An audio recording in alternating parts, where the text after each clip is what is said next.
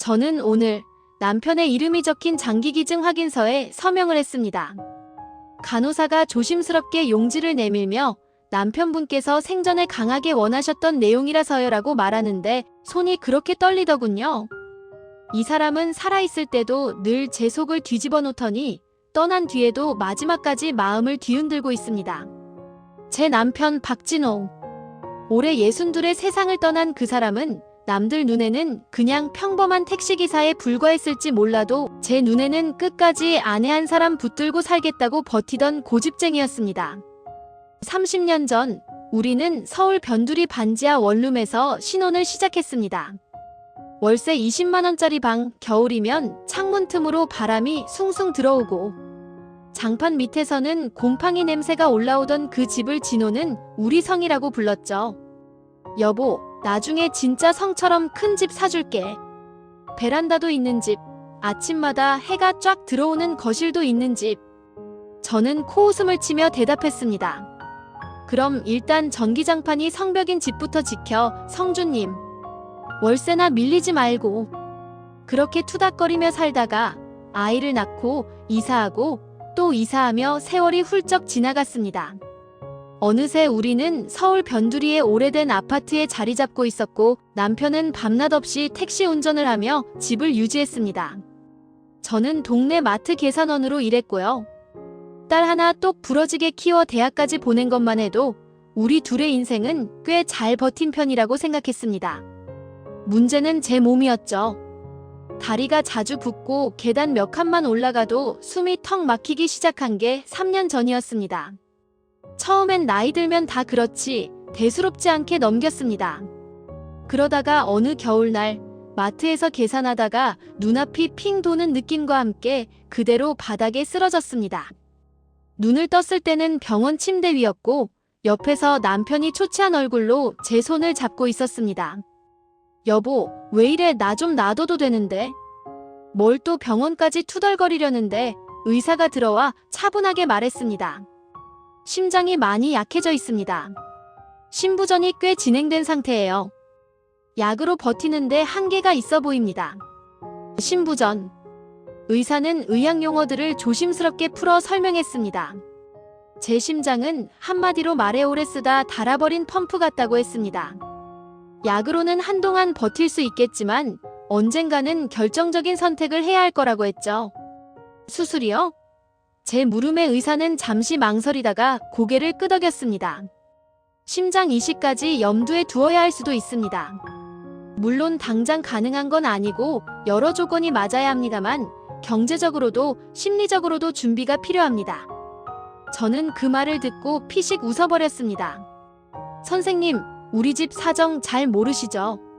심장 이식이니 뭐니 그런 건 드라마에서나 나오는 거예요. 제 말에 남편이 제 손을 꽉 움켜쥐었습니다. 그냥 최대한 살릴 수 있는 방법으로 다 해주세요. 돈은 제가 어떻게든 합니다. 의사는 짧게 고개를 끄덕였지만 제 마음은 이미 단단히 굳어져 있었습니다. 수술 같은 건 못한다. 우리는 그럴 형편이 안 된다. 그날 밤 병실 불을 끄고 누워있는데 남편의 한숨 소리가 어둠을 긁고 지나갔습니다. 여보, 수술해. 버틸 거 다 버티고 이제 우리 몸 생각하면서 살자. 당신 택시 몰면서 허리도 망가졌잖아.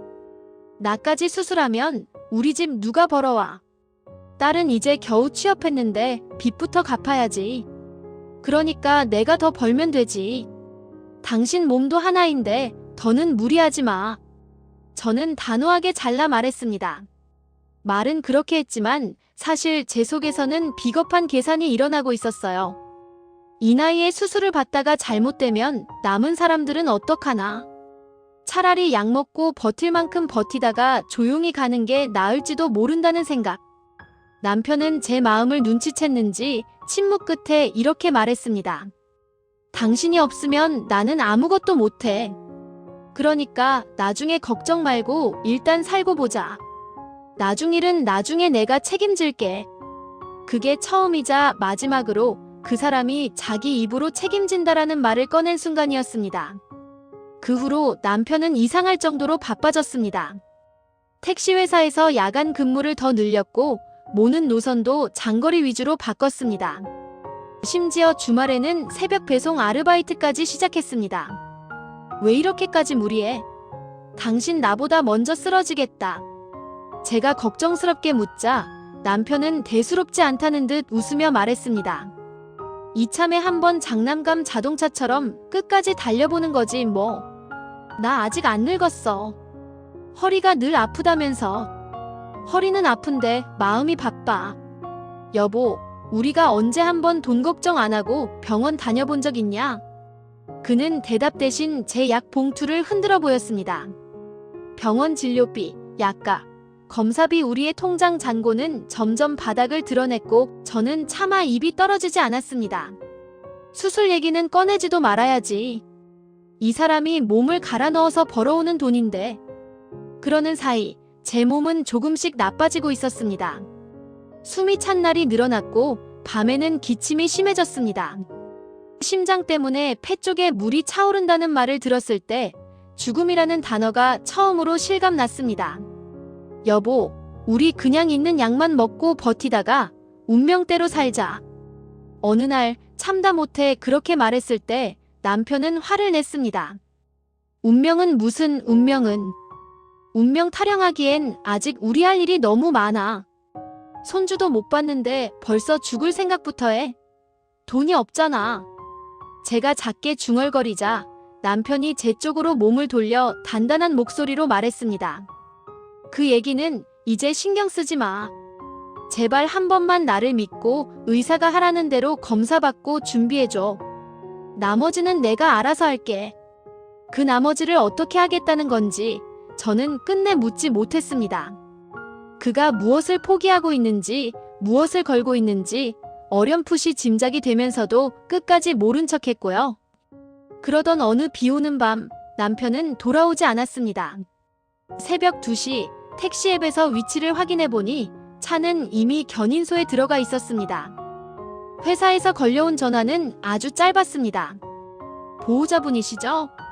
남편분이 사고가 나셨습니다. 지금 대학병원 응급실로 이송됐습니다. 병원 복도를 뛰다시피 달려가면서도 저는 스스로에게 주문처럼 말했습니다. 괜찮을 거야. 몇 반을 꿰매고 태어나겠지. 저 사람 운도 지독하게 질긴데. 하지만 응급실에서 마주한 것은 제가 아는 그 사람과 너무도 다른 모습이었습니다. 산소호흡기와 온갖 기계에 둘러싸인 채 누워있는 남편. 머리에는 붕대가 칭칭 감겨있고 오른쪽 팔에는 수혈 바늘이 꽂혀 있었습니다. 의사는 조심스럽게 말했습니다. 차량이 빗길에 미끄러지면서 앞차를 피하려다가 전복됐습니다. 운전기사분이 급히 핸들을 꺾지 않았다면 인도 쪽 보행자들까지 크게 다쳤을 상황이었어요. 저는 의사의 말이 귀에 들어오지 않았습니다. 남편은 괜찮나요? 수술하면 다시. 예전처럼 의사는 잠시 말을 고르더니 차갑고 단단한 현실을 내밀었습니다. 뇌 손상이 너무 큽니다. 현재 상태로는 회복 가능성이 거의 없습니다. 기계가 대신 숨을 쉬고 있다고 생각하시면 됩니다. 그 말이 떨어지는 순간 제 귀 안에서 무언가가 뚝 끊어지는 소리가 들렸습니다. 그리고 그 뒤로는 모든 것이 꿈속 장면처럼 흐릿하게 지나갔습니다. 눈물을 흘리는 딸의 얼굴, 의식 없는 남편의 손을 붙잡고 떨고 있는데 수술실 앞에서 무너져 내리는 밤. 며칠 후 담당 의사가 다시 저를 불렀습니다. 보호자분 힘드시겠지만 상해 드릴 게 있습니다. 저는 이미 웬만한 나쁜 소식에는 무감각해진 얼굴로 의자를 끌어다 앉았습니다. 뇌사 판정을 위한 추가 검사를 진행했습니다. 결과가 안 좋게 나왔습니다. 의사는 조용히 말을 이었습니다. 남편분은 생전에 저희 병원 장기기증 코디네이터와 상담을 여러 차례 하셨던 것 같습니다. 네. 지난달부터 심장 이식 관련 검사를 받으시면서 혹시라도 본인에게 사고가 생길 경우 장기 기증을 하겠다고 여러 번 말씀하셨다고 하더군요. 이 서류는 그때 남편분이 직접 서명하신 동의서입니다. 담당 간호사가 조심스럽게 서류를 제 앞에 놓았습니다. 맨 위에는 진한 볼펜 글씨로 삐뚤빼뚤하게 적혀있는 이름이 보였습니다. 박진호. 나는 숨이 막혀 고개를 숙였습니다. 그 사람 특유의 서툰 필체, 이름 아래 덧붙여진 한 줄이 눈에 들어왔습니다. 제 아내가 혹시라도 받을 수 있다면 제 심장이라도 주고 싶습니다. 의사가 말했습니다. 심장은 아쉽게도 아내분과 혈액형, 조건이 맞지 않아 수혜자가 되실 수는 없습니다. 대신 다른 필요한 분들에게는 큰 도움이 될 수 있습니다. 남편분께서 생전에 강하게 원하셨던 부분이라 보호자분과 상의 드립니다. 그 말을 듣는 순간 저는 그가 밤마다 무엇을 준비해 왔는지 똑똑히 알게 되었습니다. 혼자 병원에 다녀온다고 했던 날들, 퇴근 후 피곤한 얼굴로 오늘 검사 좀 했다고 툭 던지던 말들, 그리고 운명 타령하지 말고 한 번만 나를 믿어봐라던 그날의 눈빛까지. 남편은 제가 눈치채지 못하는 사이 이미 자기 목숨까지 계산해서 제 삶을 준비하고 있었던 겁니다. 잠시만요. 저는 떨리는 목소리로 의사를 붙잡았습니다. 그 사람이 언제부터 이런 걸 의사는 기록을 뒤적이더니 말했습니다. 최초 상담 기록은 반년 전, 그리고 최근에는 심장 이식 심사를 받으러 오실 때마다 코디네이터를 따로 불러 아내가 병이 심해서 걱정이다. 내가 만약 먼저 가게 되면 최대한 많은 사람 살릴 수 있도록 도와달라고 요청을 하셨습니다. 저는 입술을 깨물었습니다. 남편은 제 앞에서는 누가 먼저 가든 어차피 비슷하다고 웃어넘기면서 뒤에서는 이미 먼저 가는 경우를 여러 번 상상하고 준비하고 있었던 겁니다. 결정은 아내분이 하셔야 합니다. 하지만 남편분의 뜻을 존중해 주시는 게 의사의 말이 끝나기도 전에 저는 서류를 향해 손을 내밀었습니다. 펜을 잡은 손이 그렇게 떨리더군요. 그 사람 하고 싶은 대로 하게 해주세요. 평생 자기 하고 싶던 말은 한 번도 제대로 못하고 살던 사람이라 이번만큼은 그 사람이 먼저 말한 걸 지켜주고 싶어요. 저는 눈물을 꾹 참고 서명을 했습니다. 그날 밤 중환자실에서 남편의 손을 잡고 마지막 작별 인사를 했습니다. 당신 참 고집도 세지. 이럴 거면 나한테 미리 한마디라도 하든가. 아무 대답도 돌아오지 않는다는 걸 알면서도 저는 계속 중얼거렸습니다. 당신이 그렇게 걱정하던 내 심장은 어쩌면 당신 때문에 더 오래 버틸지도 몰라. 당신이 살려준 다른 사람들의 심장 소리 들으면서 나도 좀 더 버텨볼게. 남편의 가슴 위에 손을 올려 마지막으로 뛰는 맥박을 느꼈을 때 이상하게도 제 심장까지 같이 두근거렸습니다. 그리고 곧 그 소리는 고요해졌습니다. 장례를 치른 지 며칠 후 병원 사회복지사가 연락을 주었습니다. 남편분께서 가입해두신 보험들이 꽤 많더라고요. 산재 보상과 함께 정리하면 앞으로 생활비와 치료비 정도는 큰 무리 없이 가능하실 것 같습니다. 저는 믿기지 않는 얼굴로 서류를 넘겨봤습니다. 우리가 늘 빠듯하게 살아왔던 탓에 보험은 사치라고 생각해왔습니다. 그런데 남편은 그 빠듯한 살림 속에서도 하나둘씩 소액 보험을 들어두었더군요. 택시회사 단체 보험, 개인상해 보험, 운전자 보험까지. 남편이 밤마다 새벽 배송을 나가며 허리와 무릎을 갈아넣고 벌어왔던 돈이 알고 보니 이런 데 들어가 있었던 겁니다. 서류를 정리해주던 직원이 말했습니다. 이런 말씀 드리기 조심스럽지만 남편분 정말 가족을 많이 생각하신 것 같아요. 보통은 다들 본인 쓸 돈부터 챙기시는데 집으로 돌아오는 버스 안에서 저는 창밖을 멍하니 바라봤습니다. 거울에 비친 제 얼굴은 예전보다 몇 년은 늙어 보였습니다. 하지만 그 밑 가슴속 어딘가에서는 이상하게도 새로운 심장박동이 느껴지는 것 같았습니다. 나 혼자 사는 게 아니구나. 이 사람의 몫까지 두 사람의 이름으로 살아야 하는 거구나. 몇 달 후 저는 다시 병원을 찾았습니다. 이번에는 제 치료를 위한 상담이었습니다. 남편분 보험금과 지원금이 확보되면 이시까지는 아니더라도 보다 적극적인 치료를 시도해 볼 수 있을 것 같습니다. 주치의의 말에 저는 고개를 끄덕였습니다. 예전 같았으면 돈이 없어서 안 된다며 뒤로 물러섰을 겁니다. 하지만 이번에는 남편이 등을 떠미는 것 같았습니다. 그 돈 내 수술하라고 모아둔 거야. 딴 생각하지 말고 이번에는 내 몸부터 챙겨. 검사와 치료는 쉽지 않았습니다. 주사 바늘은 여전히 따갑고 약 부작용으로 한동안 입맛도 사라졌습니다. 그럴 때마다 저는 남편이 늘 하던 말들을 떠올렸습니다. 여보, 우리 인생 별거 없어. 아침에 눈 뜨면 서로 옆에 있는지 확인하는 게 제일 먼저야. 그거 되면 나머지는 다 덤이다. 그 사람이 그토록 바라던 서로 옆에 있다는 순간을 이제는 혼자 채워야 한다는 사실이 괴로웠지만 동시에 그 약속을 지키기 위해 버텨야 한다는 생각이 들었습니다. 치료를 시작한 지 반년쯤 됐을 때 병원에서 연락이 왔습니다. 혹시 남편분 장기기증으로 도움받으신 분들께서 감사 인사를 전하고 싶어 하세요. 부담되시면 거절하셔도 됩니다만 저는 잠시 망설이다가 결국 허락했습니다. 약속된 날 작고 조용한 회의실에 세 사람이 들어왔습니다.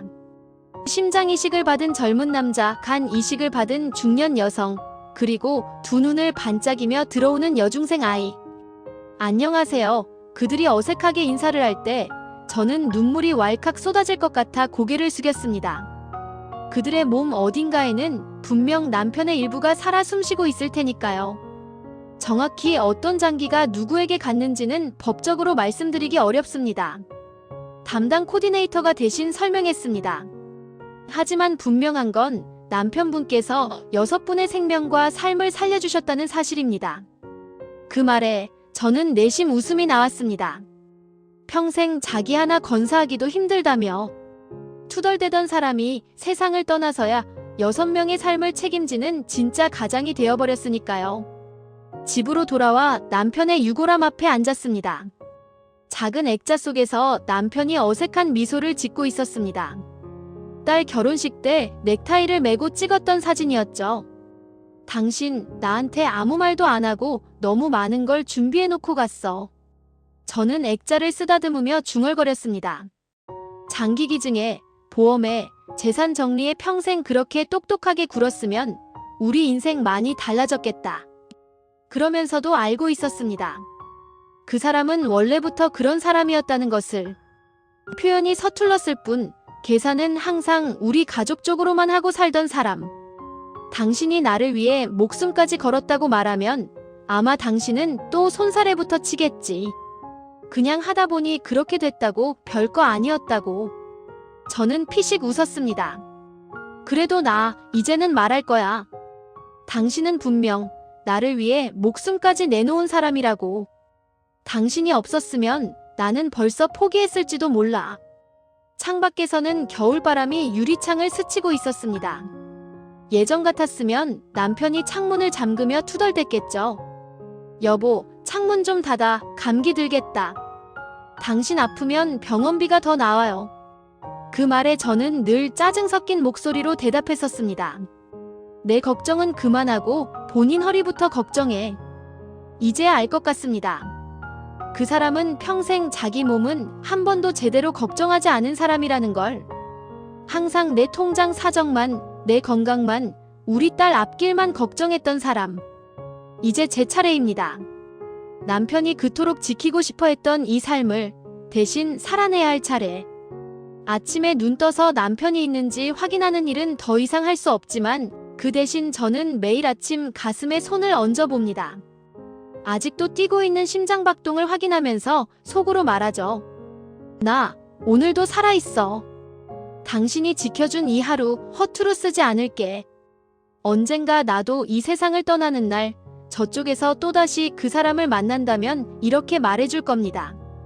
여보, 당신이 나를 위해 목숨까지 내놓았던 것처럼 나도 끝까지 우리 삶을 포기하지 않고 살아냈다고. 그러면 남편은 분명 쑥스러운 얼굴로 머리를 극적이며 이렇게 답하겠지요. 에이, 또 엄살은. 나는 그냥 내 사람이니까 지킨 거야. 그 말 한마디 때문에라도 나는 오늘도 버텨봅니다. 남편이 목숨까지 내놓으며 남기고 간 이 사랑을 조금이라도 닮은 사람이 되고 싶어서요.